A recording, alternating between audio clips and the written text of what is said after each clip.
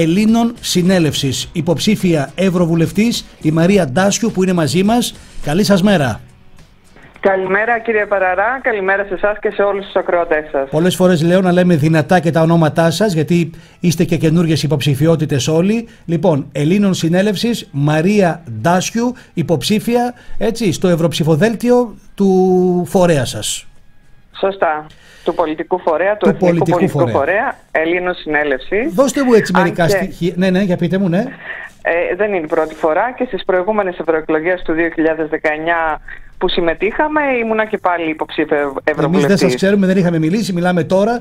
Έτσι, και λέω ότι πάντοτε θέλουμε εμείς να συνομιλούμε με πάρα πολύ κόσμο για να αποφασίζει η κοινωνία τελικά τι θέλει, πώς θέλουμε να φτιάξουμε τον χάρτη των ευρωβουλευτών στην χώρα μας. Πώς είναι τα πράγματα, για μιλήστε μου λίγο και για τον φορέα σας, τον πολιτικό, σε αυτή την εκλογική ευρωπαϊκή διαδικασία. Τα μηνύματα, τα επιχειρήματά σας, οι διαφορές με τα υπόλοιπα κόμματα. Έχετε θέσει αρκετά θέματα. Λοιπόν, θα ξεκινήσω καταρχάς με τα μηνύματα, διότι όπως είπαμε η Ελλήνων Συνέλευσης κατήλθε για πρώτη φορά ή ανήλθε θα λέγαμε σε εκλογική διαδικασία το 2019, ενώ είναι ένας πολιτικός φορέας που δημιουργήθηκε το 2015 από όλους τους πολίτες, ως εθνικός πολιτικός φορέας. Και γιατί το ξεχωρίζω αυτό? Διότι και στην ιδρυτική μας διακήρυξη αλλά και με την διαδικασία της κατάθεσης και των προγραμματικών δηλώσεων, οι οποίες είναι δεσμευτικές για να συμβούν την επόμενη μέρα στη χώρα μας, δημιουργήθηκε ο εθνικός πολιτικός φορέας που εκπροσωπεί όλο το έθνος και για πρώτη φορά μετά από τη δημιουργία των κομμάτων που έχουν γίνει εδώ και 200 χρόνια, μετέχει το έθνος στις ίδιες του τις εθνικές εκλογές.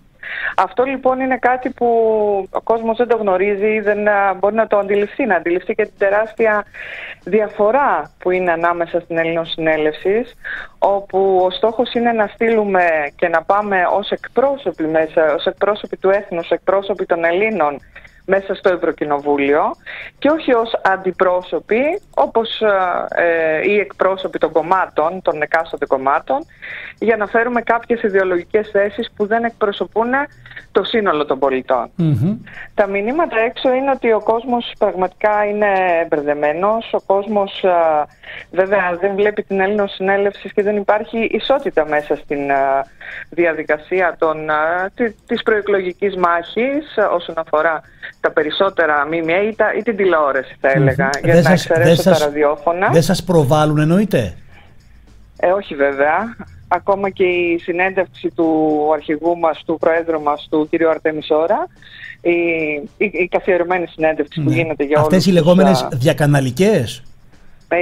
Όχι διακαναλική, η συνέντευξη του Προέδρου, όπως γίνεται και για τα κόμματα, έπαιξε χτες στις 2 η ώρα τη νύχτα. Άρα λοιπόν βλέπουμε ότι δεν υπάρχει ισότητα στην προβολή των θέσεων. Γιατί ο πολίτης τελικά είναι αυτός που θα πρέπει να αποφασίσει. Γιατί κυρία Ντάσιου λέτε δεν υπάρχει μια ισορροπημένη προβολή? Δεν θέλουν την προβολή σας? Τα επιχειρήματα φοβούνται κάτι? Γιατί γίνεται αυτό? Και αυτοί που δεν το προβάλλουν, γιατί για τα ΜΜΕ που μιλάμε τώρα, φυσικά οι γραμμές που παίρνουν είναι μέσα από τα κόμματα, έτσι, και από τις εκάστοτε κυβερνήσεις, ώστε να μην προβάλλουν την αλήθεια ή το διαφορετικό θα λέγαμε, γιατί η Ελλήνων Συνέλευση ακριβώς αυτό φέρνει. Φέρνει τα πράγματα εκεί που είναι ακριβώς η αλήθεια τους, χωρίς σάλτσες, χωρίς ψέματα, χωρίς να υπάρχει κάτι το οποίο να είναι κάτι που το λέμε απλά χωρίς να το αποδεικνύουμε. Και ακόμα και για τα οικονομικά στοιχεία τα οποία έχει στα χέρια της η Ελλήνων Συνέλευση για την επόμενη μέρα για την πατρίδα μας, αλλά και για όλους τους Ευρωπαίους πολίτες, γιατί μια και μιλάμε για Ευρώπη, ο στόχος μας είναι να αναδείξουμε τον πλούτο όλων των πολιτών, που σήμερα το λιμένονται κάποια συγκεκριμένα κέντρα, γιατί μόνο ο πολίτης παράγει πλούτο, δεν παράγει κανένας άλλος. Αυτή είναι μια τεράστια αλήθεια. Εμείς οι πολίτες παράγουμε καθημερινά πλούτο, τον οποίο δεν τον βλέπουμε να γίνεται ανταποδοτικά σε εμάς. Και να θέσω ένα θέμα πάνω σε αυτό, που έχει να κάνει με την Ευρώπη ξεκάθαρα. Από τότε που δημιουργήθηκε η Ευρώπη και ξεκίνησε να ολοκληρώνεται, όπως λένε, να μαζεύει, να παίρνει και άλλες χώρες, δηλαδή μέσα σε αυτή τη κοινοπραξία, βγήκε ψηφίστηκε μάλλον στην Ευρώπη, ένας φόρος, ο οποίος είναι ευρωπαϊκός, και αυτός είναι ο ΦΠΑ. Δηλαδή όλο το ΦΠΑ της πατρίδας μας, όλα αυτά τα χρόνια, και των άλλων κρατών πηγαίνει στα ευρωπαϊκά ταμεία, στα γραφεία της Ευρώπης. Μιλάμε για τεράστια ποσά. Έχουμε μιλήσει, τα έχουμε αναλύσει, εμείς τα ψάχνουμε πάντα όλα. Αυτά τα χρήματα λοιπόν ποτέ δεν έχουν έρθει ανταποδοτικά. Για ποιο λόγο τα πληρώνουμε? Πληρώνουμε ένα τόσο τεράστιο πλούτο και δεν έχουμε την ανταπόδοση μέσα στην πατρίδα μας, στο να έχουμε έργα, να έχουμε ανάπτυξη, να έχουμε βιομηχανίες, να έχουμε βιοτεχνίες. Αλλιώς για ποιο λόγο υπάρχει ένας φόρος? Ένας φόρος πρέπει να μπαίνει για να φτιάχνεις κάτι, εφόσον δεν έχεις χρήματα στην άκρη. Αυτό είναι πάλι ένα άλλο θέμα. Είναι τα χρήματα τώρα, γιατί βλέπω και τα μηνύματα εδώ πάντοτε όταν μιλάμε για τα οικονομικά, ξέρετε, τεράστια ζητήματα, έτσι, τα οικονομικά, η ενέργεια, η ακρίβεια, πράγματα όμως, ξέρετε, και εδώ είναι το ερώτημά μου, ακούμε, τα καυτηριάζουν πολύ, όλοι, δεν μπορούμε να καταλάβουμε γιατί δεν υπάρχει μια λύση, κυρία Αντάσιου. Δηλαδή λέμε ότι ναι, αυτό κρίμα, πρέπει κάτι να κάνουμε, δεν αλλάζει κάτι όμως, γιατί?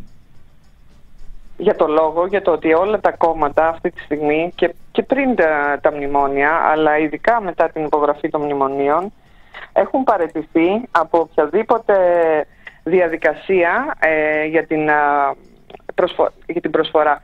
Στο να φέρουν την αλήθεια και να κάνουν αυτά που πρέπει για τον ίδιο τον Έλληνα τον πολίτη. Μέσα στο μνημόνιο, όταν παραδώσανε την εθνική κυριαρχία και ίσως κάποιος πει κάποιοι δεν υπέγραψαν, σιώπησαν όμως, και αυτή είναι μια σιωπηρή αποδοχή, όπου παραδόθηκαν τα ίδια η Τράπεζα της Ελλάδος και οτιδήποτε κυριαρχικό δικαίωμα, άρα τα κόμματα σήμερα εκτελούν στην ουσία εντολές οι οποίες έρχονται απ' έξω. Που σημαίνει ότι είτε αλλάξει η κυβέρνηση, έρθει ο ΣΥΡΙΖΑ ή έρθει ένα άλλο κόμμα, λέτε η πολιτική που θα εφαρμόσει η κυβέρνηση ούτως ή άλλως έρχεται απ' έξω, άρα δεν αλλάζουν πολλά εσωτερικά. Βέβαια, τα πάντα είναι μνημονιακά. Όλα έρχονται από εκεί. Το 70 με 80% των νόμων που ήρθαν φέτος, θα πω εγώ, έτσι, γιατί να μην πάμε πιο πίσω, ακόμα και φέτος, έχουν έρθει μέσα από την Ευρώπη. Όλοι οι νόμοι έρχονται μέσα στη Βουλή μας και έρχονται κατευθείαν μέσα από την Ευρωπαϊκή Επιτροπή, όπου στην ουσία εκεί γίνεται και αυτό είναι κακό που έρχονται από εκεί. Λέτε δηλαδή ότι δεν έχει άποψη το κάθε κράτος, έρχονται copy-paste όλα αυτά, όλη η εφαρμογή των θεμάτων που θέλουν οι ίδιοι. Βέβαια, στέλνουμε ευρωβουλευτές έξω, σωστά. Τώρα θα ψηφίσουμε για την Ευρωβουλή και να στείλουμε ευρωβουλευτές Έλληνες που υποτίθεται θα πρέπει να πάνε για να υπερασπιστούν τα δικιά μας. Σωστά. Ναι. Όταν λοιπόν κάτι έρχεται κατευθείαν απ' έξω, στο οποίο ο ευρωβουλευτής δεν έχει φέρει ένα θέμα ότι υπάρχει αυτό το πρόβλημα στην Ελλάδα, ενεργειακό, οικονομικό, και να το φέρει και να το θέσει στην Ευρώπη ξεκάθαρα και να πει ότι αυτό δεν συνάδει με τη ζωή των πολιτών, ούτε μπορούν να το επεξέλθουν, γιατί δεν υπάρχει ισότητα, δεν υπάρχει ισότητα στο οικονομικό κομμάτι των Ελλήνων με τους Ευρωπαίους, δεν υπάρχει ισότητα στην δικαιοσύνη, κάτι το οποίο η ίδια η Ευρώπη βγήκε και είπε ότι δεν υπάρχει κράτος δικαίου και κατηγόρησε την ίδια την Ελλάδα.